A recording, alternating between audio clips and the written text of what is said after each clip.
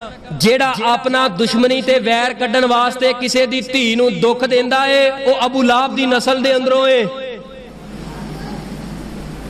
यानी अपना जाती दुख किसी दी धी विआह के लिया के ओनू तड़पांदा है, मां प्यो नूं भैणां भरावां नूं। ओदा नबी दी उम्मत दे नाल नबी नाल तल्लक नहीं, ओदा तल्लक अबू लाहब दी नस्ल दे नाल है। यार तेरा इख्तिलाफ हो गया सुसर दे नाल सास दे नाल, लेकिन इस बच्ची दा की कसूर है, इस बेटी दा की कसूर है?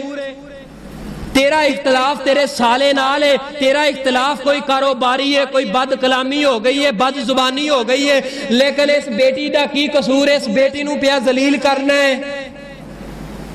अल्लाह दी कसमें कई रिश्ते में ऐसे वेखे ने, अपनी अखी वेखे ने, आज तक अदालतां कचहरियां अंदर रोले ने, कहंदे ने असीं इन्हां दी धी लवांगे, धी लैण तो बाद दसांगे इन्हां नूं असीं कौन आ।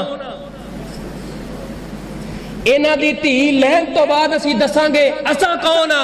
ओ जालिमो, तुहाडी जुबान छाली हो गई। किसी दी इज्जत लिया के अपने घर दे अंदर ओदे बाप नूं तबाह पे करदे, ओदे बाप नूं रुलांदे पे हो, ओदे भैणां भरावां नूं चाचियां ताया खानदान नूं जलील पे करदे हो। ए काम ते अबू लाहब दा काम सीगा। अबू लाहब ने कहा ऐ मेरे पुत्रो नबी दियां बेटियां नूं तलाक दे देवो। क्यों? क्योंकि उन्होंने अज सानू दसिया कि आसमान तो कुरान आ गया, मैं नबी हाँ, साडी गल दा उन्होंने एतबार नहीं किया, साडी गल नहीं रखी, साडी रह नहीं रही, इस वास्ते कि नबी दियां बेटियां नूं तलाकां दे देवो।